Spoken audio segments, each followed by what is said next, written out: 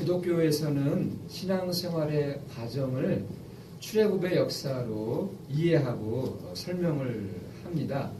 출애굽의 역사는 구원의 사건과 구원의 여정을 잘 설명해 주고 있습니다. 일반적으로 세 단계로 이야기하죠. 애굽, 그리고 광야, 가나안입니다. 구원의 과정을 우리가 걸어가는 이 믿음의 삶을 잘 설명해 주고 있는데요. 애굽은 상당히 중요한 의미를 갖고 있어요. 애굽은 이스라엘이 430년 동안 살았던 곳입니다. 이스라엘에게는 자기 땅이나 다름이 없는 곳이에요. 애굽은 보통 불신자들이 살아가는 세상으로 이해하지만 한 걸음 더 들어가면 신자들이 사는 곳이기도 합니다. 아브라함이 갈대아 우르에서 가나안으로 오고 아브라함의 자손 이스라엘이 애굽에 들어가 살게 되잖아요.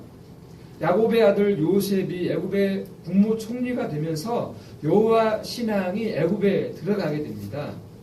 그 당시에 선교는 지도자가 신앙을 갖게 되면 자연히 백성들도 같은 신앙을 갖게 되는 시스템을 갖고 있었습니다. 요셉이 국무총리가 된 이후로 애굽은 여호와 신앙을 갖게 되는 것이죠. 그런데 세월이 흐르면서 이 여호와 신앙이 타락을 하게 됩니다. 출애굽기 앞부분에 보면 이 출애굽 당시 이스라엘 백성들이 바로의 통치하에서 고통과 핍박을 당하는 내용이 나오죠. 이스라엘 사람들에게 여자아이가 태어나면 살리고 남자아이가 태어나면 죽이라는 바로의 명령이 있었고요. 또 신전을 건축하는 일에 이스라엘 백성들이 강제로 노역을 하게 되는 이야기가 나옵니다.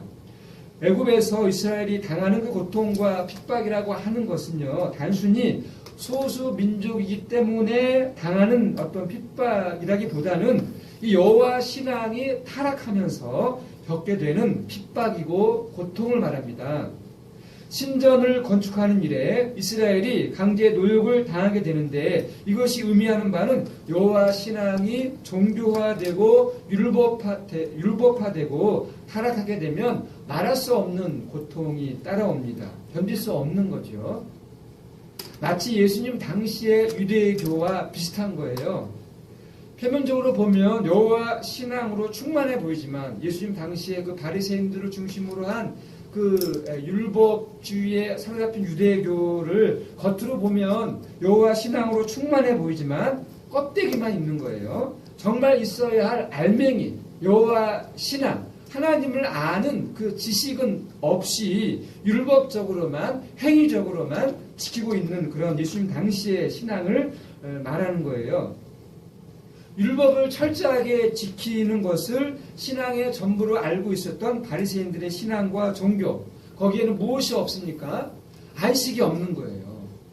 행하는 것만 있는 거죠. 하나님을 알지 못한 채, 하나님의 그 마음을 알지 못한 채 하나님이 성경을 통해서 지키라고 명했으니까 그것을 열심히 지키면 하나님이 기뻐하시고 좋아할 것이라고 믿고 그렇게 신앙생활하는 종교화된 신앙을 말하는 거예요. 그래서 신앙생활이 즐거움이 없는 거죠. 안식이 없는 거죠. 오히려 신앙이 무거운 짐이 되어서 살아가는 그런 그 율법화된 신앙이 바로 이 애굽, 그러니까 출애굽하기 전에 이스라엘 백성들이 애굽에 살면서 겪어야 됐던 그런 삶이었어요. 안식, 평화, 기쁨, 생명, 구원은 없고 오직 율법을 열심히 지키는 것만 남아 있는 것이죠.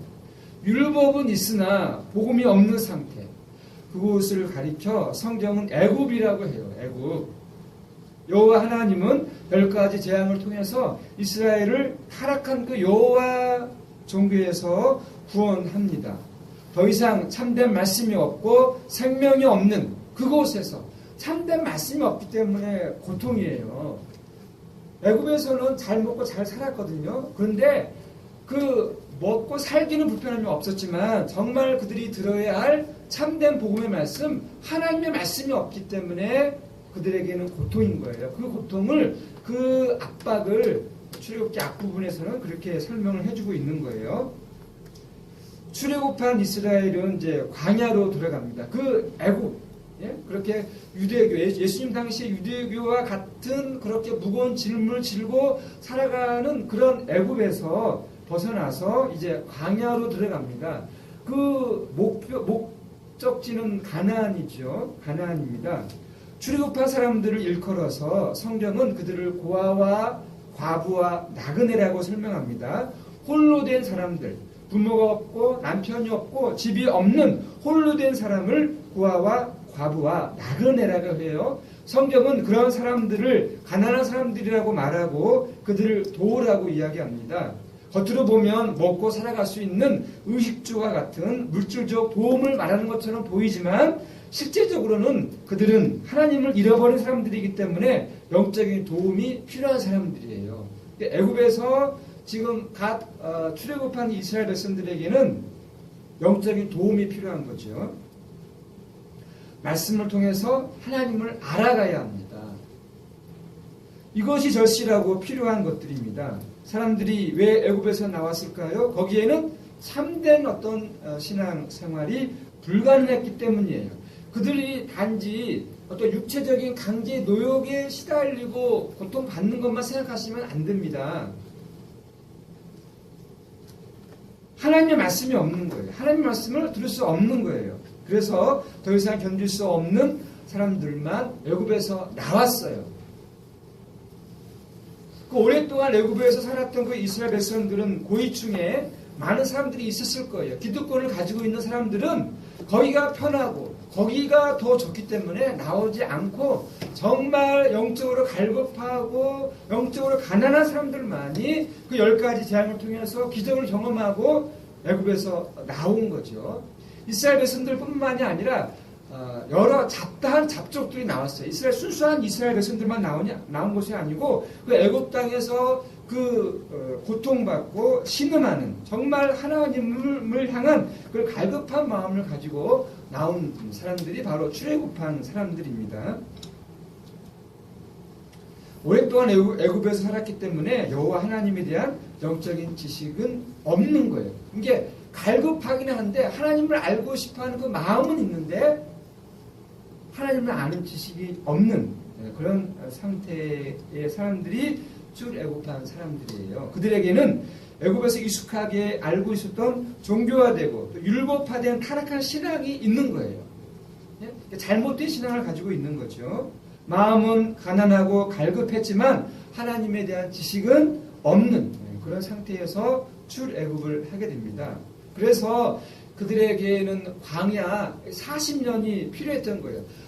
처음에는 이 광야가 40년이다 그렇게 정해진 게 아니에요. 곧바로 가나안으로 들어가기를 원했죠. 그것이 목적이었어요. 그런데 애굽에서 살면서 그들이 갖고 있는 어떤 잘못된 신앙의 그런 것들을 벗어내고 버리는데 얼마만큼의 시간이 걸렸습니까? 40년이라고 하는 그런 오랜 시간이 걸린 거예요. 그래서 이 사도행전 7장에 보면 스데반이 그 유대인들의 앞에서 설교하잖아요. 이제 아브라함부터 시작한 그 이스라엘 역사를 이야기하면서 이 광야의 삶을 이야기할 때 그 광야를 교회로 설명합니다. 교회라고. 광야, 교회라고 설명을 해요. 즉, 이 광야는 학교와 같다는 거죠. 이 광야에서 하나님의 말씀을 배우고 그 말씀을 통해서 하나님을 알아가는, 하나님을 배우는, 하나님이 누구이신지, 내가 누구인지를 정말 배우게 되는 그 장소가 바로 광야라고 하는 거예요. 광야 여정은 원래 시간이 정해진 것은 아니었지만 애굽을 나오면 바로 가나안이었지만은 이 가나안에 들어가기 위해서는 가나안에 들어갈 만한 수준이 되어야 되는 거거든요. 왜냐하면 이 가나안에는 7 족속이라고 하는 이미 가나안 땅에는 사람들이 살고 있어요. 여호와 신앙을 갖고 있지 않은 이방인들이 다른 민족들이 살고 있어요. 그 민족들이 살고 있기 때문에 그 가나안에 들어가서 무턱대고 아무런 준비도 없이 들어가면 어떻게 됩니까? 망할 수밖에 없는 거예요. 그래서 가나안에 들어가서 이 영적인 전쟁을 하기 위해서는 이 광야에서 배워야 했고 알아야 했고 깨달아야 됐어요. 그러므로 하나님은 이스라엘 백성들을 불기둥과 구름기둥으로 인도하신다고 하잖아요. 하나님이 인도하시는 거예요. 하나님이 그 광야로 그들을 들어가게 하시고 그 광야에서 그들로 하여금 이제 배우게 하는 장소입니다. 수준이 되면 여호와 신앙에 대한 수준이 되고 또 그런 존재가 되면 가나안에 들어가게 되는 거죠. 그런 신앙과 수준으로 올라서게 하는 과정과 장소가 바로 광야예요. 광야. 이스라엘은 광야에서 40년을 보냅니다. 그만큼 오랜 시간이 걸렸고요. 애굽에서 살면서 형성된 그 생각, 가치관, 관점이 하루아침에 바뀌는 게 아닙니다. 우리도 정말 뭐 습관 하나 바꾸는데 평생이 걸리고 평생 고치지 못하는 게 우리의 습관이기도 하거든요. 생각이 바뀌고 가치관이 바뀌고 보는 시각과 관점이 바뀌는데 많은 시간과 많은 노력이 필요합니다. 그것이 얼마나 불가능한 일인지 여호수아와 갈렙이 잘 보여주고 있어요. 출애굽한 그 1세대들 가운데서 그죠? 장정만 60만 명이라고 하잖아요. 뭐 여자 또 아이들까지 다 하면 뭐 200만 300만 그렇게 이야기하는데 그 수많은 사람들 중에서 가나안에 들어가는 사람들은 오직 누구만 있는 거예요? 1세대에서는 여호수아와 갈렙밖에 없는 거예요. 그 광야에서 배우고 그 애굽에 살면서 찌들린 그런 잘못된 율법화된 신앙들을 버리고 죽여야 되는데 그것을 하지 못한 사람들은 그 광야에서 그냥 죽고 맙니다. 여호수아와 갈렙만 들어가게 되는 거예요. 광야는 내가 그동안 알고 있었다라고 하는 것, 내가 하나님에 대해서 알고 있었다라고 하는 그런 모든 것들을 버리고 말씀으로 새롭게 태어나는 장소입니다. 옛것을 버려야 새 것을 얻을 수가 있는 거예요. 내 것을 버려야 하나님의 말씀을 배울 수가 있는 겁니다. 안다고 생각했던 모든 것들이 정말로 아는 것이 아니었구나. 그것을 아는 장소입니다. 내가 하나님을 전혀 모르고 있었구나. 내가 하나님을 잘못 알고 있었구나. 그 증거가 무엇입니까? 이스라엘이 광야에서 불평하잖아요. 원망합니다. 모세를 향하여 물이 없으면 먹을 것이 없으면 원망합니다. 불평합니다. 그 원망과 불평이라고 하는 것이 단순히 물이 없고 어떤 먹을 양식이 없어서가 아니에요. 그 원망에 대하여 모세는 분명히 말합니다. 너희의 원망이 나를 향한 것이 아닌 하나님께 하는 것이라는 것을 분명하게 말합니다. 그 광야의 삶을 통해서 하나님을 배우고 하나님을 알아가야 되는데 그게 싫은 거예요. 갈급한 심령으로 나오기는 나왔지만은 광야를 둘러보니까 뭐 하늘만 보이죠? 땅에 있는 것이라고는 뭐 모래, 그 정말 삭막한 그 광야, 먹을 것이 나옵니까? 뭐 즐길 만한 것이 있습니까? 아무것도 없는 거예요. 거기에서 이스라엘은 원망과 불평을 하게 되죠. 환경으로 인해서 이 광야라고 하는 이 삭막한 척박한 환경으로 인해서 하나님을 원망하고 이제 불평하는 거죠. 그래서 돌아가자. 애굽으로 돌아가자. 그때 그 애굽에서의 그 삶이 얼마나 행복하고 좋았던가 계속 과거를 생각하는 것이죠. 그들의 원망은 어떻게 보면 자연스러운 거예요. 왜냐하면 하나님을 알지 못하면 하나님이 불기둥과 구름기둥으로 인도하시면서 그들을 어떤 존재로 만드시고자 하는지 알지 못하면 하나님이 원하시는 것은 그들이 그 광야에서 나를 알라. 나 여호와 하나님을 알아라. 말씀을 통해서 여호와 하나님을 알아라. 그래서 하나님의 말씀의 그 능력을 알고 하나님이 누구신지를 알고 가나안에 들어가야 그 7 족속과 싸워서 승리하잖아요. 승리해야 되잖아요. 그 준비를 하는 과정이라고 하는 그것을 모르면 불평이 나올 수밖에 없는 거예요. 원망이 나올 수밖에 없는 거고요. 마찬가지로 우리의 삶도 마찬가지예요. 하나님이 왜 이 땅에서 이렇게 예수 믿고 구원 받았는데 이렇게 빨리 데려가시지 않고 왜 이 땅에서 이렇게 피곤하게 살게 하시는 걸까요? 왜 자녀를 양육하고 이렇게 일하고 수고하고 땀 흘리고 이렇게 왜 힘들게 살게 하시는 걸까요?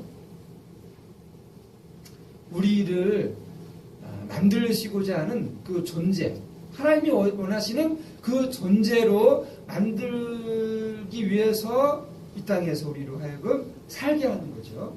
우리의 삶이 광야예요. 광야. 이 광야는 척박합니다. 부족한 게 참 많아요. 그래서 빨리 가나안에 들어가서 그 가나안의 삶을 정말 그 풍요한 삶을 살고 싶어요. 그러나 이 광야를 통해서 반드시 우리가 배우고 깨달아야 할 것들이 있다는 것을 우리가 알면 감사가 나오는 거죠. 범사에 감사할 수 있는 거예요. 그래서 사도 바울은 범사에 감사하라. 왜? 그 우리가 일상적으로 살아가는 이 매일매일의 삶을 통해서 우리는 하나님이 원하시는 모습으로 만들어져 가고 있다는 거예요. 그것을 알면 내가 만나는 사건과 내가 만나는 사람들, 내가 만나는 이 모든 일들 그 속에서 하나님의 뜻을 알게 되고 하나님의 어떤 마음을 알게 되고 그래서 적극적으로 우리가 살아갈 수가 있는 거죠. 범사에 감사할 수가 있어요. 감사는요, 환경에서 나오는 게 아니에요. 환경에서 나오는 게 절대 아닙니다. 광야에서 이스라엘은 하나님을 알아가고 말씀을 알아가죠. 내가 누구이고 하나님이 어떤 분인지를 배우고 알고 경험하게 됩니다. 그것이 광야입니다. 애굽에서 갖고 나온 모든 것을 완전히 씻겨버리는 과정입니다.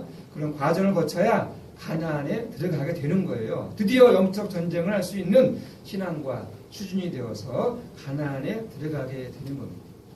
가나안을 보통 우리가 천국으로 이렇게 이야기하기도 하는데 가나안에 들어가면 모든 게 다 해결되었습니까? 아니죠. 정말 시작은 그 가나안이에요. 가나안에 들어가서 싸워야 되는 거예요. 그게 어떤 물리적인 칼 들고 창 들고 싸우는 그런 싸움이 아니라 영적인 전쟁을 의미하는 거예요. 일곱 족속과 싸워야 되는 거예요. 오늘 본문에서 예수님께서 요단강에서 돌아오셨다고 합니다. 요단강에서요. 요단강에서 어떤 일이 일어났습니까? 세례를 받으셨죠. 물에서 세례를 받으시고 올라오실 때에 하늘이 열리고 성령이 임하고 하늘로부터 소리가 있었죠. 너는 내 사랑하는 아들이라 내가 너를 기뻐하노라. 예수님이 하나님의 아들로 선포되신 거예요. 그런데 오늘 이 예수님이 광야로 이제 그 다음에 요단강에서 돌아와서 성령께서 예수님을 광야로 몰아내셨다고 합니다. 성령께서 예수님을 광야로 인도해 가셨다라고 해요. 이 마가복음에서는 이 몰아내셨다라고 이제 표현을 하거든요. 이 몰아내셨다는 이 말은 귀신을 쫓아낼 때 사용하는 말이거든요. 내가 예수의 이름으로 명하노니 떠나가라, 물러가라 할 때 이 단어가 몰아내신다는 그런 말이에요. 귀신을 쫓아낼 때 사용하는 말입니다. 성령 하나님이 예수님을 광야로 몰아내신 거예요. 이렇게 쫓아내신 거예요. 이해가 되십니까? 어떻게 하나님이 하나님을 광야로 쫓아낼 수가 있는 것입니까? 광야로 쫓아내세요. 어떻게 보면 예수님이 하나님이 하늘의 영광을 버리시고 이 땅에 인간의 육신을 입고 오셨죠. 자기 비하이죠. 마찬가지로 이 광야로 예수님을 쫓아내신 이 사건도 어떻게 보면 자기 비하, 자기 버림이라고 이야기할 수 있는 거예요. 하나님이 똑같이 인간의 몸을 입고 이 땅에 오셨듯이 우리와 똑같이 먹고 마시고 우리가 똑같이 시험을 받는 그런 장면입니다. 우리와 똑같이 이스라엘 백성들이 애굽에서 나와서 광야에서 훈련받고 시험받고 연단받아서 가나안으로 들어가듯이 예수님도 그 과정을 지금 거치는 모습을 보여주고 있는 거예요. 이 마태, 마가, 누가복음 이 세 곳에는 반드시 세례 받으시고 시험 받는 이 이야기가 다 나오거든요. 이 시험 물리치신 다음에 본격적으로 이제 복음의 사역을 시작하는 겁니다.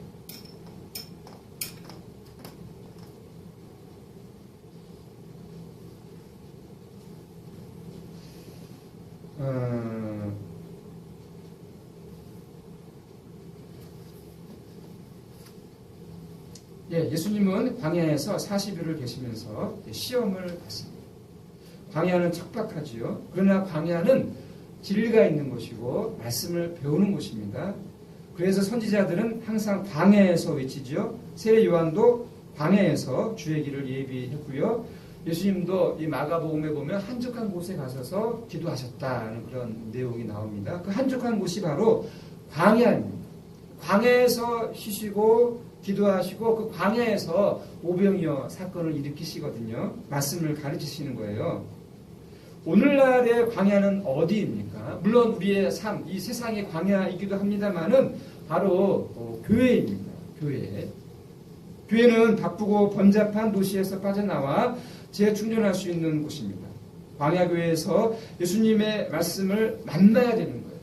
우리가 이 광야, 교회를 광야라고 우리가 이야기하는데 이 교회에서 우리는 무엇을 배웁니까? 무엇을 경험합니까? 무엇을 우리가 알아가야 되는 것입니까?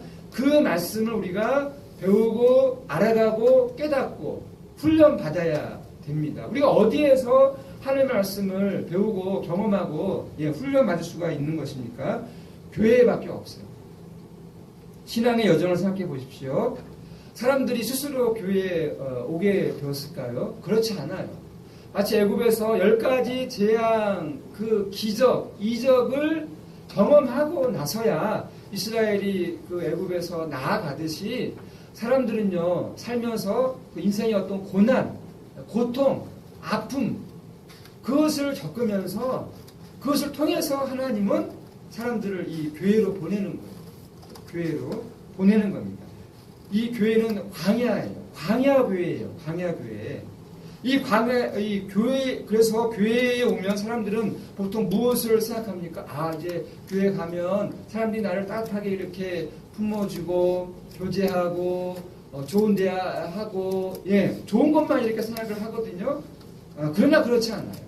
광야, 이 교회는요, 광야 교회는요, 그런 게 없어요, 사실. 교회를 보시면 뭐 좋은 일들만 있는 거, 물론 이 교회 안에는 세상과는 비교할 수 없는 예배와 또 사랑의 교제와 섬김과 나는 그런 많은 것들이 있어요. 그러나 그게 전부가 아니고 일부분이에요. 교회는 정말로 이 광야처럼 뭐 볼만한 것이 없어요. 목사가 뭐 뛰어납니까? 목사가 뭐 볼만한 뭐 흠모할 만한 뭐 그런 아름다운 것들이 있습니까? 요즘 뭐 교회마다 시끄럽고 그런데 그 시끄러운 교회의 중심에 누가 서 있습니까? 목사들, 지도자들이 서 있잖아요. 볼만한 것이 없어요. 그게 광야 교회예요.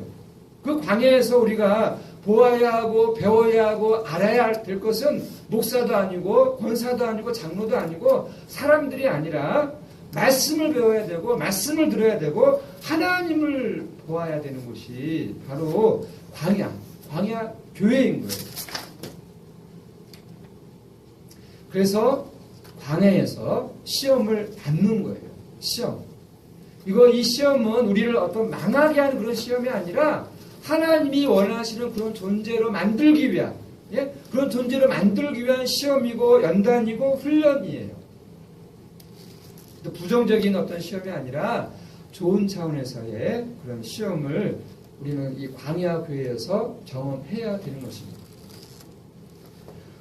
성경에서 광야는 교회로 그리고 있어요. 그래서 교회는 다름이 아닌 말씀으로 훈련받는 곳, 말씀으로 시험 받는 곳입니다. 교회에서 말씀으로 훈련받고 시험을 받아서 가나안으로 가는 거예요. 가나안은 이 세상이라고 할 수 있는 거죠. 우리가 세상에 나아가기 전에 그들과 이 세상에서 싸워 승리하는 것이 우리의 목적인데 그러기 위해서는 이 광야 교회에서 반드시 시험을 받아야 되는 거예요. 내가 천국이 되어야 다시 가나안에 들어가서 그들과 싸울 수가 있는 것입니다. 마태복음 12장 45절에 보면 이런 말씀이 있어요. 이에 가서 저보다 더 악한 귀신 7을 데리고 들어가서 거하니 그 사람의 나중 형편이 전보다 더욱 심하게 되느니라. 이 악한 세대가 또한 그렇게 되리라.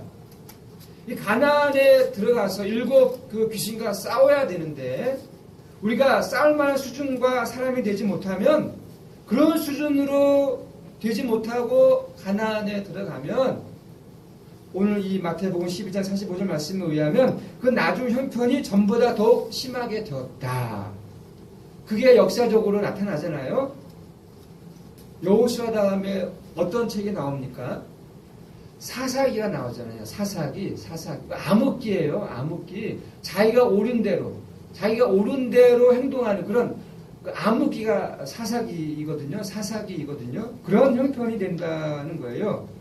우리가 말씀을 제대로 배우지 못하고 깨닫지 못하면 그 나중 형편이 더 나쁘게 되는 거예요. 그러니까 타락한 기독교가 되어버리고 마는 것입니다. 이것이 성도들의 삶이에요. 신앙생활은 성공을 보장하지 않습니다. 오히려 성령께서 우리를 어디로 몰아가십니까? 광야로 몰아가십니다. 거기에서 말씀의 시험이 있어요. 말씀의 연단이 있어요. 그리고 그 시험 장소는 다름 아닌 광야교회입니다. 광야교회에서 우리 안에 있는 더러운 영들을 몰아내고 깨끗한 말씀, 성령으로 충만할 때 드디어 세상으로 들어가서 우리가 사역할 수 있는 거예요. 그러므로 우리가 광야교회에서 듣는 말씀이 얼마나 중요한지 모릅니다. 여러분, 교회에 와서 하나님을 예배해야 되고요, 경배해야 되고, 또한 하나님의 말씀을 우리가 받아 먹어야 됩니다. 그 말씀을 복음과 진리로 받아야 돼요. 율법으로 받아들이는 것이 아니라, 세상 지식으로 받아들이는 것이 아니라 복음과 진리로 받아들일 때에 우리는 7 족속과 싸울 수 있는 그런 사람이 되는 것입니다. 그러므로 반드시 광야교회에서 말씀과 진리로 우리가 세워져야 합니다. 그렇게 바르게 진리를 듣는 것, 그것이 교회 생활이고 신앙 생활의 본질입니다. 광야에서만 가능한 거예요. 우리는 모두 지금 광야교회에 서 있습니다. 하나님께서 우리를 광야교회로 몰아내셨어요. 우리가 보는 모든 것들을 통해서 하나님의 말씀을 바로 알아듣는 이 훈련을 우리는 끊임없이 해 가야 합니다. 이 영적인 훈련, 이 말씀 훈련에 마음을 열고 참여하시기를 바랍니다. 우리 함께 기도하겠습니다. 주님, 우리를 광야로 불러주시고 광야에서 우리 영혼을 살리시기 위해서 주님은 말씀으로 우리를 인도하고 계십니다. 불기둥과 구름기둥의 말씀으로, 오늘 살아가는 일용할 그 말씀으로 주님은 우리에게 복과 은혜를 주고 계십니다. 이 광야교회에서 우리가 세상이 주는 모든 시험과 유혹들을 말씀으로 물리치며 나아갈 수 있도록 우리를 도와주시옵소서. 잘 훈련받게 하시고 잘 배우게 하시고 하나님을 알게 하시고 하나님과 더 가까이 가는 이 광야교회가 되게 하여 주시옵소서. 말씀으로 훈련받아서 이 가나안에 있는 그 7 족속들과 이 세상의 수많은 거짓말들과 싸워서 승리할 수 있는 우리 주예비교회 성도들 되게 하여 주시옵소서. 감사드리며 예수님의 이름으로 기도드립니다. 아멘.